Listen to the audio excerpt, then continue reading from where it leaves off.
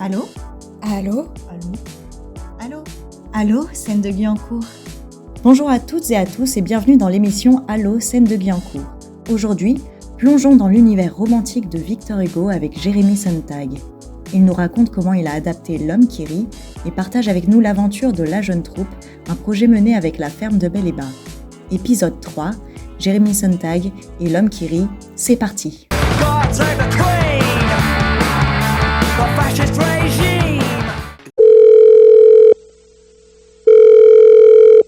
Bonjour Jérémy Sontag, vous êtes directeur artistique avec Florian Goes de la compagnie Les Arpenteurs de l'Invisible, mais aussi commetteur en scène sur L'Homme qui rit, une adaptation du roman de Victor Hugo qui aura lieu à la ferme de Bel-et-Bain le vendredi 11 avril à 20h30. Est-ce que tu peux nous présenter en quelques mots L'Homme qui rit ? Alors, en quelques mots, L'Homme qui rit, à la base, c'est un roman de Victor Hugo. C'est un gros roman de Victor Hugo, un gros roman de 900 pages qu'on a adapté pour le théâtre. Et ça raconte l'histoire à la fin du 17e, début 18e, d'un enfant en Angleterre qui a abandonné sur les côtes anglaises. Et c'est un enfant qui a été défiguré pour devenir un monstre de cour, un monstre de foire. Un monstre dont on a élargi, en fait, les commissures des lèvres. On lui a dessiné un sourire éternel sur le visage. Et cet enfant, qui a 10 ans, va être recueilli par un artiste ambulant qui s'appelle Ursus. Et ensemble, ils vont recueillir une petite fille aussi, un petit bébé qui est aveugle, qui s'appelle Dea. Et ensemble, ils vont jouer un spectacle qui va avoir un grand succès. Et on va les retrouver quelques années après. Et alors là, comme c'est Victor Hugo, il y a plein de rebondissements et il y a plein d'actions.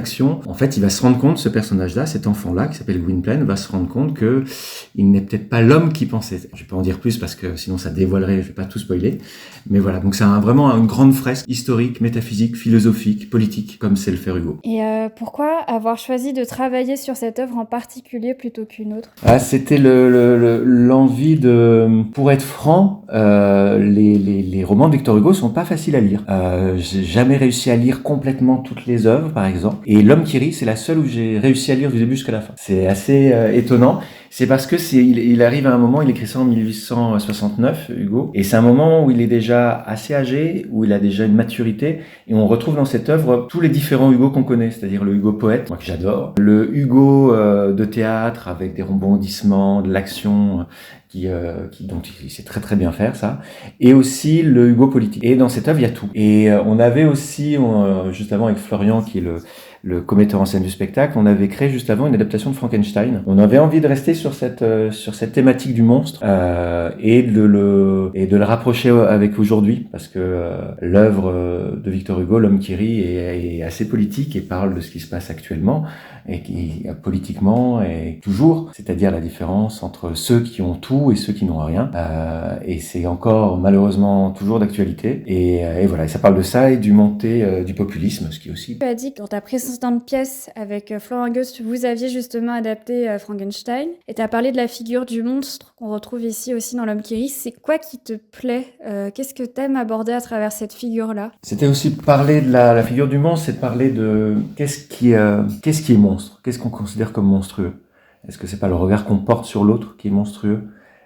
C'est aussi de parler de ce que la société, les gens nous rendent monstres, nous rendent choses, et c'était parler de cette réification-là, de se rendre compte qu'est-ce qui se passe en nous quand tout d'un coup on est réduit qu'à cette différence-là. Ça parle de la différence, donc ça parle aussi à tout le monde de comment intimement on vit l'humiliation, on vit la violence de l'humiliation et de voilà qu'est-ce que ça veut dire de rendre quelqu'un monstrueux. Je pense que ça repose avec la même question. Qu'est-ce que tu souhaitais justement aborder au travers de cette adaptation ? Ça recoupe tout ça et c'était l'envie aussi de partager un texte, vraiment. C'est-à-dire, actuellement, c'est vrai qu'au théâtre, on peut voir beaucoup, soit d'œuvres contemporaines, moi, que j'adore, et des choses moins classiques. On a moins l'habitude de voir du classique et des grandes œuvres, effectivement, comme celle d'Hugo, montées au théâtre. Et on avait envie avec Florian de la remettre un petit peu au goût du jour et de la remonter.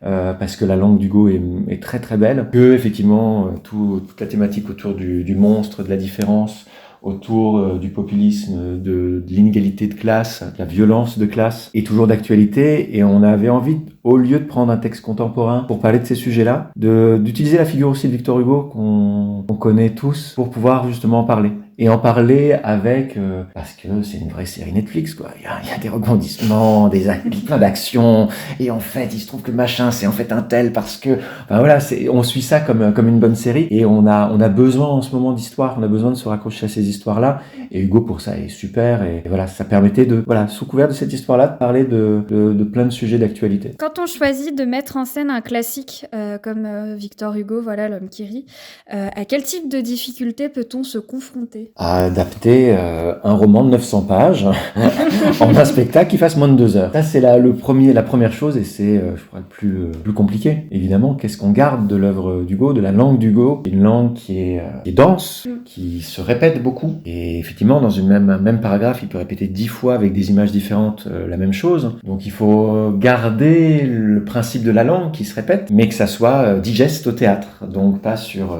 900 pages, mais de réduire de 900 pages à 40 pages. Et à l'intérieur, de garder quand même la structure de la langue où il y a ces répétitions-là qui existent. Il n'y en a pas 10, il y en a 1, 2, 3. Mais c'est la grande difficulté, elle était d'abord là.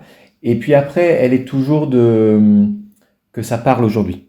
Alors l'œuvre telle qu'elle peut parler, mais il y a toujours des adaptations. Il faut réadapter pour remettre dans le contexte. C'est-à-dire soit faire prendre conscience au public que voilà, on est en Angleterre, on est à un moment d'une restauration de la monarchie. Il y a eu la monarchie, il y a un moment où il y a une république, la république de Cromwell, et ensuite il y a eu la restauration de la monarchie. Et de faire comprendre cette situation politique-là peut être un petit peu complexe, donc il faut arriver aussi à faire prendre conscience de ça au public, et en même temps à l'adapter à aujourd'hui pour que toute la thématique soit pas que connectée au XVIIe et XVIIIe, et le public puisse se projeter complètement dans cette œuvre. Du coup, que ça reste une thématique très universelle. C'est le principe, c'est-à-dire que si on reste cantonné à un siècle et à une histoire précise et particulière, l'endroit de projection pour les spectateurs est des fois à moins d'intérêt. Mais par contre, c'est intéressant, on n'a pas réécrit l'œuvre. Alors, il y a des petits moments, des fois improvisés des comédiens, il y a des petits mots qui ont été ajoutés ou changés pour que la compréhension soit plus facile, mais il y a quand même la langue d'Hugo qui est là, et pour nous c'était intéressant de rester dans cette langue qui est un petit peu vieille, mais la mise en scène, voilà, il y a 6 comédiens au plateau, le public est au cœur même de l'œuvre, et voilà, donc quelque chose d'assez populaire, dynamique, et du coup avec de la vidéo et d'une manière très contemporaine. Justement, j'y viens à cette question. Qu'est-ce qui rend, dans ces choix de mise en scène, cette adaptation-là de L'homme qui rit originale ? C'est dans ce principe-là, en fait, d'un théâtre fait sur les précédents spectacles aussi, un théâtre qu'on appelle un théâtre dans les yeux, c'est-à-dire revenir vraiment à les comédiens sur un plateau face aux spectateurs, avec peut-être les spectateurs un peu moins dans le noir, un peu moins dans l'ombre, un peu moins, comme on dit au théâtre, il n'y a pas de 4e mur. On essaie de faire sauter régulièrement ce 4e mur pour que le public soit au cœur même de l'histoire et se sente intégré au même titre que les comédiens. Donc il y a un dispositif scénique qui fait que les spectateurs sont au cœur même de la représentation. Et ça raconte aussi l'histoire du théâtre, ça parle aussi de cet homme qui s'appelle Ursus, qui a recueilli ses 2 enfants et qui est lui-même artiste nomade dans la pièce. Et donc il y a aussi une originalité sur cette forme, et aussi, comme je le disais, avec de la vidéo. Là, on peut avoir une forme de théâtre de tréteau, on va dire, mais modernisé. Donc on n'a pas l'habitude de voir tout d'un coup des caméras et de la vidéo dans un théâtre de tréteau où normalement on raconte, il y a pratiquement rien, et les yeux dans les yeux, les comédiens parlent aux spectateurs. Donc voilà, elle se situe à cet endroit-là, l'originalité. Donc il y a aussi ce côté aussi de reprendre des formes traditionnelles de théâtre comme la commedia dell'arte, où voilà, va y avoir des moments d'improvisation avec le public, d'être dans les yeux, et comme tu dis, donc reprendre ce style de théâtre traditionnel et en même temps mettre de la vidéo pour un peu moderniser le propos. J'ai vu aussi dans le dossier artistique aussi, il y avait un côté un petit peu punk aussi. Oui, c'est très rock. C'est rock, c'est-à-dire qu'effectivement, on est sur des codes esthétiques. Je parlais de théâtre de tréteau, qui est normalement dans le roman une espèce de théâtre de foire. Il n'y a pas de cabane en bois avec des gens en sarouel qui crachent du feu, des femmes à barbe. Non, on n'est pas là-dessus sur cette esthétique-là. Par contre, qu'est-ce que pourraient être ces artistes nomades d'aujourd'hui ? voilà, donc effectivement, cet endroit esthétique, on l'a prise avec effectivement, même au niveau du son, où effectivement, il y a du rock, il y a un peu de punk, il y a un peu de choses différentes comme ça, dont on a peut-être moins l'habitude de voir, et de la pop. Il y a un moment où il y a Katy Perry qui débarque en plein milieu du spectacle. Wow. Voilà. Mais, et on pourrait se dire, oula, Victor Hugo, Katy Perry. Et en fait, ça a complètement un sens dans la situation et à cet endroit-là. Cette patte un petit peu rock et punk, c'est propre à la compagnie des Arpenteurs, ou est-ce que c'est vraiment par rapport à L'Homme qui rit? Oh, c'est un peu des deux. On avait créé une adaptation de Peter Pan qui avait joué à la ferme de Beléba il y a quelques années, où effectivement, il y avait un musicien avec guitare électrique sur scène et tout, où une esthétique effectivement un peu décalée, un peu. Alors peut-être c'est pas tout à fait punk, c'est plutôt rock, un peu. C'est le bordel quoi. Ça fout tout un petit peu en bordel parce qu'on aime bien ça. Et parce que si il faut. Et c'est donc à la fois un petit peu le côté bordeleux, on va dire, de la compagnie des spectacles et d'un plaisir et d'un désir esthétique. Et aussi l'œuvre qui effectivement raconte des gens qui sont aussi marginaux, qui sont dehors du système, qui sont à la rue, qui ont pas grand chose pour vivre, et aussi toute cette culture qui va avec musicale. Tu reprends vraiment tout ce côté un peu contestataire à l'origine du rock, du punk. Et même de la pop, même si c'est vrai que c'est très Katy Perry, pour le coup c'est vraiment de la pop commerciale, donc c'est vrai qu'il y a le contraste qui est là et qui prend aussi tout son sens à travers la musique quelque part. C'est ça, le Katy Perry, on l'utilise par exemple sur le discours de la reine. Voilà. Et comme on peut voir dans des meetings politiques, on utilise des musiques pop, des chansons. Il suffit de voir Trump dernièrement et tout pour voir que voilà. Donc c'était aussi de se servir par exemple de quelque chose de plus mainstream comme musique et le classique qui irait avec le côté 17e, 18e. Et à la fois la musique contestataire. Et c'était d'opposer ces deux types de musique. Après, dans la musique pop aussi, c'est déjà arrivé que... parce qu'on pense que c'est mainstream, donc c'est quand même un style de musique qui se veut populaire. Et du coup aussi, c'est aussi cette idée de montrer que une musique populaire peut aussi être reprise à des fins politiques et aussi un peu détournée du propos de base. Le spectacle parle de ça. Parle aussi de la manipulation. La manipulation des images, du son. Dans le spectacle, il y a effectivement, ça parle de la montée du populisme et de la réutilisation de tous les codes populaires pour les détourner et pour les amener autre part. Donc oui, dans l'œuvre d'Hugo parle de la manipulation des images, du son et manipulation et surtout de la mise en scène et de la mise en scène du pouvoir. Comment le pouvoir se met en scène, comment il détourne certaines choses pour arriver à ses fins. Et c'est l'œuvre d'Hugo parle beaucoup du pouvoir, de notre rapport qu'on a au pouvoir. Qu'est-ce qu'on fait pour conserver le pouvoir? Qu'est-ce qu'on fait pour arriver au pouvoir? Et qu'est-ce qu'on fait aussi pour échapper au pouvoir?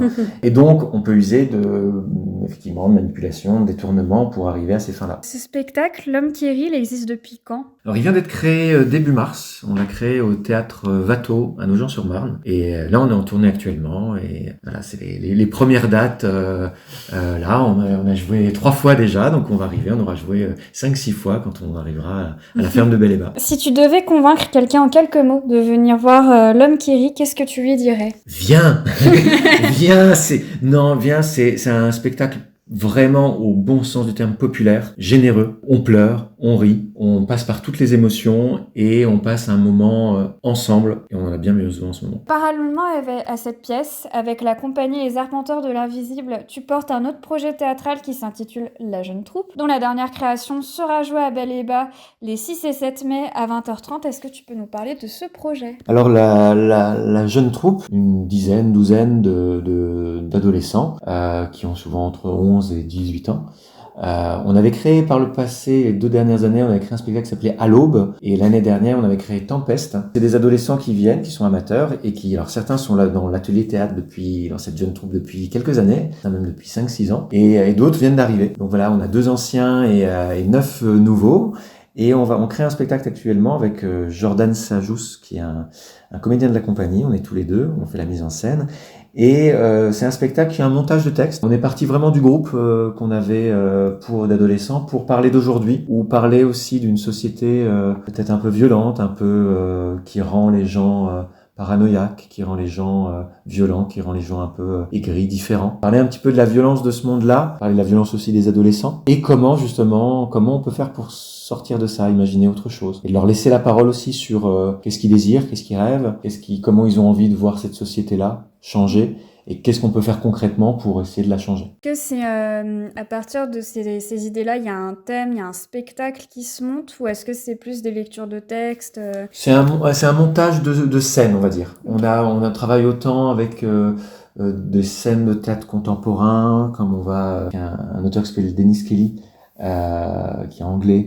On se sert de 3 scènes de sa pièce qui s'appelle ADN, qui parle justement de la violence des adolescents. Et on sert aussi de textes qui sont un peu plus théâtre, on va dire, dystopique, un peu de la science-fiction, mais qui au final a été écrit il y a quelques années, on y est en ce moment presque, et qui parle effectivement d'un futur ou d'un réel où on aurait poussé un petit peu les curseurs sur la violence de cette société-là et qu'est-ce que ça provoque en nous. Et il y a un auteur qui s'appelle Frédéric Sontag qui a écrit une pièce qui s'appelle Sous contrôle. On utilise 2-3 scènes de cette pièce. Donc on utilise ça, on utilise aussi un petit bout du Tartuffe de Molière, voilà, en plein milieu, parce qu'il y a un comédien ou une comédienne qui va décider que son rêve et son désir, c'est de devenir un grand comédien, de pouvoir jouer aussi Molière et pas que des choses tristes, comme ces textes contemporains. Donc vraiment, c'est un montage de textes et on est actuellement, en fait, le spectacle se crée vraiment avec eux.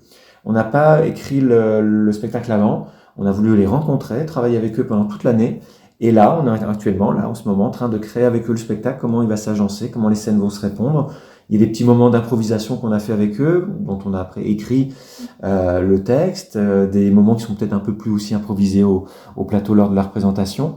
Et c'est vraiment une espèce de montage, de mash-up, comme ça, de scènes. Qu'est-ce qui te plaît dans le fait de travailler avec de jeunes comédiens, parfois peu expérimentés ? Il y a une envie qui est formidable, parce que c'est des jeunes qui, comme je disais, certains qui ont entre 12 et 17 ans, et que c'est un âge qui est un âge très intéressant à regarder, parce que c'est la jeunesse d'aujourd'hui qu'on voit vraiment, et de les voir évoluer, de les voir s'approprier des textes, s'approprier des langues, s'approprier des sujets, en débattre, faire théâtre avec eux, d'observer ça. Je trouve ça toujours fabuleux et assez magique à voir. Et puis il y a une énergie, il y a un désir, une envie. Évidemment qu'on a, nous, comédiens professionnels, mais effectivement, avec l'âge, des fois, ça peut être plus compliqué. Mais là, il y a cette envie qui est pure, qui est simple, qui est directe, qui est franche. Ils aiment pas, ils aiment, ils adorent. C'est franc, c'est direct, c'est honnête. Même si des fois ils sont jamais montés sur un plateau, mais se dire allez, j'y vais. Et cette innocence là aussi, ce premier geste là, ce premier jet là est très beau. Je suis très content d'être à leur côté pour les guider là-dedans, parce que c'est vraiment très beau à voir. Est-ce que tu aurais un mot à faire passer si jamais l'un des jeunes souhaite rejoindre la jeune troupe ? C'est un endroit qui est un peu à côté. Voilà, en fait, la jeune troupe est là, c'est pas un atelier théâtre. On est là vraiment pour créer un spectacle. Donc on est tous ensemble pendant 1 an et on apprend à se connaître. On passe de super moments à travailler, en même temps à rire, à faire des impros, à s'amuser pour voir qu'est-ce qu'on peut créer ensemble. Si tu as envie, rejoins cette jeune troupe, parce qu'il y a une énergie folle, parce qu'il y a une envie dingue. Tu as envie, tu dis tiens, c'est peut-être fait pour moi, j'ai peut-être envie de voir qu'est-ce que ça donne. Eh ben viens, on voit ce qui se passe. Un endroit où aussi tout est possible. Merci Jérémy Sontag d'avoir participé à cette émission. Donc on vous donne rendez-vous le vendredi 11 avril prochain pour L'Homme qui rit et les 6 et 7 mai pour la jeune troupe. À très vite. Merci à tous d'avoir écouté ce podcast. N'hésitez pas à liker et à le partager auprès de vos proches. À très bientôt dans nos salles Scènes de Guyancourt.